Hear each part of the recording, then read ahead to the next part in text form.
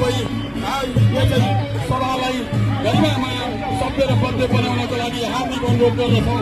आदरणीय आमा बुवा दाजुभाइ तथा दिदीबहिनीहरू, कुलमान किसिमको तपाईँहरूमा आइराख्नु भएको छ। यो चाहिँ क्षेत्रीय सभालाई सभ्य र भव्य रूपमा सम्पन्न गर्नको लागि हाम्रो आशा र भरोसा केन्द्रबिन्दु कुलमान किसिमको यो पहिलो काम भाषण होइन परिणामलाई सार्थक बनाउने व्यक्ति राष्ट्रियता लोकतन्त्र समाजवाद उज्यालो नेपाल पार्टी जिन्दाबाद फागुन 21 गतेको निर्वाचनमा फलेको चिन्हमा मतदान गरी संघीय सांसदका उम्मेद्वार आदरणीय व्यक्तित्व समाजसेवी